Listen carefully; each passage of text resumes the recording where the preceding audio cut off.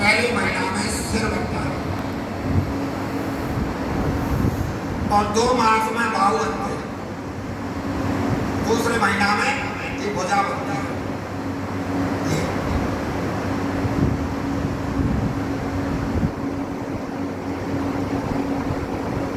1 मास में सिर बनता है, 2 मास में बाहु, चरण आदि अंग के आकार बन जाते हैं, यानी दोनों भुजा बन जाती है, दोनों पैर बन जाते हैं 2 महीने में।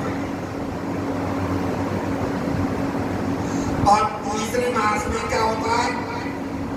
तीसरे मास में नख, नाखून, रोम, बाल,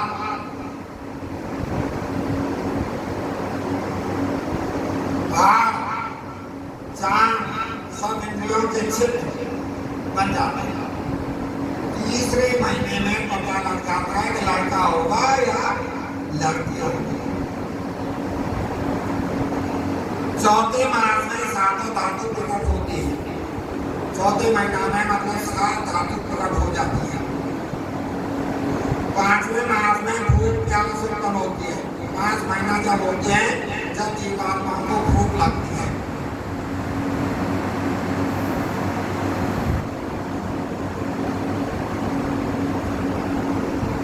माता के भोजन किए हुए 5वें मास में भूख प्यास उत्पन्न होती है और 6ठे मास में जेल में लिपटा हुआ माता की दाहिनी पौध में घूमत करता है।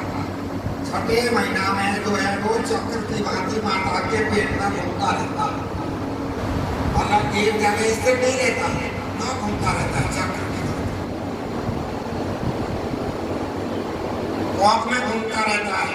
माता के भोजन किए हुए अनादि से उसकी धातु बढ़ती है। माता जो भोजन करती है उसको भोजन मिलता है और वह जीवों को खान ऐसे बेचता और दूध के घर में दिन रात पड़ा रहता है।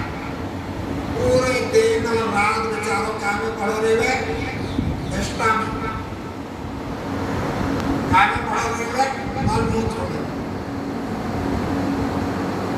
मलमूत्र के घर में दिन रात पड़ा रहता है। कारखाना में पुराण में लिखा है स्त्री की नाभि में एक बालक की वृद्धि करने वाली अप्यानी नाड़ी बनी है। उसी के द्वारा स्त्री के खाए पिए पदार्थ का रसांश उस गर्भ को पहुंचता है। अब उसको क्या है?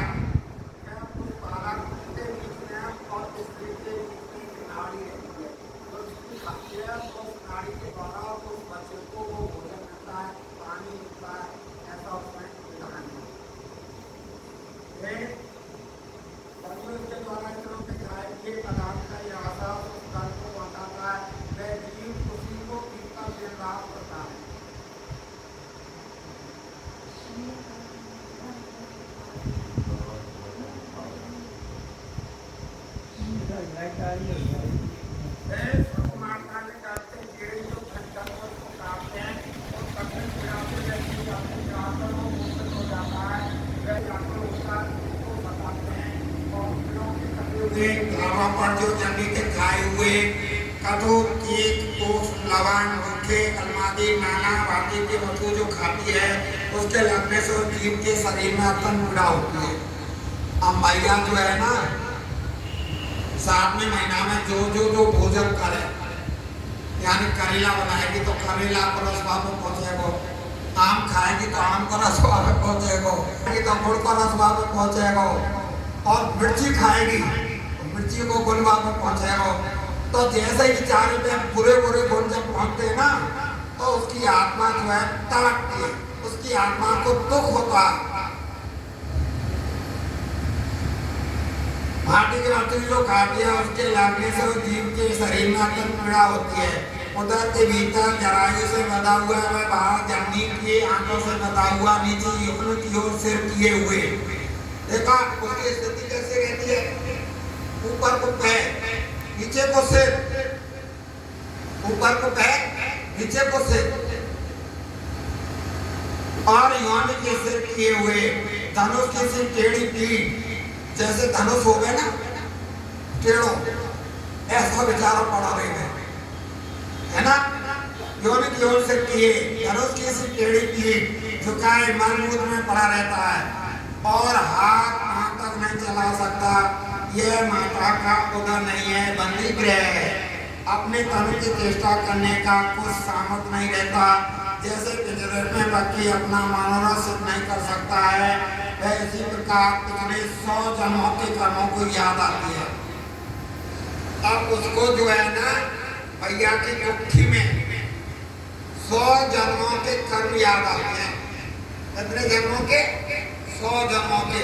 जब मैंने फलाना जन्म लिया, वहाँ में ऐसा कर्म करो, मैंने फलाना जन्म लिया, वहाँ में ऐसा कर्म करो, मैंने फलाना जन्म करो, वहाँ में ऐसा कर्म करो। और फिर सब कर्म में कर देख देख करके अपने आप में ही दुखी होता है। फिर कल के समान दुख ने तो हुआ न होगा। 7वें महीने में इसको अधिक बाधा होती है, एक ठिकाने नहीं ठहर सकता है, प्रसुति बात से सदा कांपता रहता है और विष्ठा की पीड़ों को अपना संबंधी समझता है। उस समय दुखी वह जीव बारंबार प्राण उदार वो गर्भवास की त्रास देख करके 7 दांतों से बंधा हुआ हाथ जोड़े व्याकुल वाणी से उस परमात्मा की स्तुति करता है। 7वें महीना में जीव जो है परमात्मा की स्तुति करता है। क्या स्तुति करता है?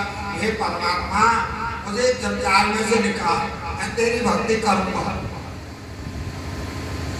जीव कहता है कि शरणागत वत्सल, उसके पालन करने के लिए आप अपनी इच्छा से अनंत रूपधारी भगवान पार्थिव भूमि पर पर्यटन करते हुए निर्भय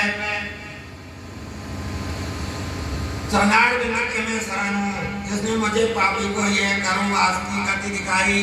इस ईश्वर की माया से, इस संसार के कर बंधन से, जनी के उदर में पंचमहाभूत इंद्रिय अंतकरण का माया का आश्रय लेकर कर्मों से बंधा हुआ हूँ। अब विशुद्ध अखंड ज्ञान स्वरूप को तत्व में बारंबार नमस्कार करता हूँ, जो ईश्वर पंचभूत रचित शरीर में ढका हुआ विदित होता है। जैसे इंद्रिय गुण चित्त चैतन्य आत्मक हूँ, ऐसे देह रहित होने पर भी प्रसिद्ध महिमा वाले ऋषि परमेश्वर प्रगति पुरुष से परे जो आते हैं, आपके शरणागत की वंदना बारंबार करता हूँ, जिसकी माया से अपने स्वरूप और ज्ञान का विस्मय होने से यह जीव बहुत गुम कर्म किए हुए जगत संबंधी पार में महाकष्ट से विचरण करता हुआ परमात्मा की कृपा बिना और किसी युक्ति से अपने निज स्वरूप को नहीं जान सकता, क्योंकि भगवत कृपा बिना ज्ञान नहीं हो सकता और ज्ञान बिना मोक्ष था।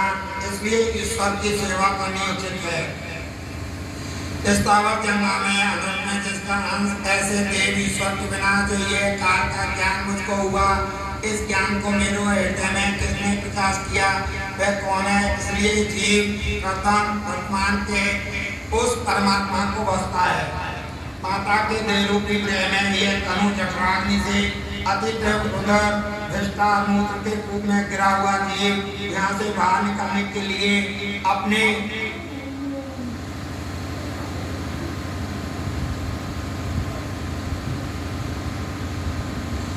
मासों को गिनता है और यह कहता है कि दीनबंधु दीनानाथ, इस जीव को यहाँ से कब निकालोगे?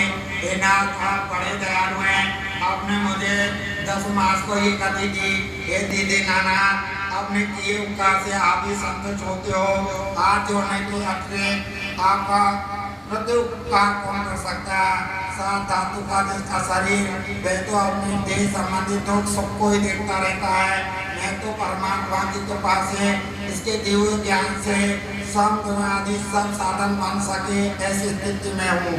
उस पुरुष को मैं बाहर और हृदय के भीतर सिद्धि नाई नीचे मान देखता हूँ। हे विभो, मैं अत्यंत दुख वास में बसता हूँ और भी इससे अंधकूप से बाहर निकलने की इच्छा नहीं, क्योंकि बाहर आती आपकी माया व्यापेगी, जिसके संबंध से स्त्री पुत्रादि को ममता में फंसना पड़ेगा। इस कारण मैं यहाँ चित्त करके आपके कोमल चरण कमलों का हृदय में धारण करूँगा और उन्हीं के अनुग्रह में अपनी सहज आत्मा करके आत्मा का उनसे उद्धार करूँगा। फिर ऐसा अनेक रंगों का शरीर जिसमें नाना प्रकार के व्यसन होते हैं, यह मुझको न हो और ये कठिन कष्ट मुझको न भोगना पड़े, क्योंकि आप श्री कृष्ण कृपा निधान मैंने आश्रय लिया है। कपिल देव जी बोले इस प्रकार घर में जो 10 मास का जीव सृष्टि कर रहा था उसको बाहर निकालने के लिए सरस्वती भाई ने तुरंत पृथ्वी पर फेंक दिया। करके कष्ट से बाहर निकलता है और जब ज्ञान उस समय समान हो जाता है और भूमि पर गिरकर उधर मुख में विष्ठा के समान चेष्टा करता है और खान करके बारंबार होता है और ज्ञान के जाते रहने से विपरीत गति हो जाती है। देखो उसको ज्ञान कब तक रहता है जब तक माता की कुक्की से बाहर नहीं निकलता, और जैसे ही माता की कुक्की से बाहर है तो ये ममता रूपी जो है ना उसको जब जाल घेर लेता है और रोने लग जाता है, और रोने के आगे मैं कुछ भी नहीं कह सकता, अपने पराये जन को नहीं जानता है। जनी जनक उसके पोषण के लिए भूखा समझ कभी दूध लाते हैं, कभी उधर की बाधा समझ कभी भूखी देते हैं, परंतु उसके अनुसार एक भी काम नहीं होता है। जब वह भूखे मारे होता है तो माता पिता उसकी पीठ उतारते हैं, परंतु वह किसी बात को हाँ ना नहीं कह सकता। कभी सर्दी से पीड़ित अब हमें सैया पर पड़ा रहता है, मच्छर मक्खी खटमल आदि जीव को खाते हैं, उस समय न तो वह अपने तन को खचाल सकता है, ना उठ सकता है, ना बैठ सकता है, ना कोई उपाय कर सकता है, केवल अपनी व्यथा को आप ही जानता है। कच्ची खाल में मच्छर डांस और खटमल आदि अनेक जीव को खाते हैं, इसी से वह बारंबार होता है। ज्ञान जब नष्ट हो जाता है, जैसे कीड़ी है ऐसे उसको भी कीड़ा समझो, इस भांति अनेक बार श्लोक का फिर बाल अवस्था में प्रथम प्रार्थना का दुख सहकर और अज्ञान ढंग से उसको भी नहीं सीखता और खेल कूद में वृथा समय खोया। जब कनाई आई तब मनमानी वस्तु पाकर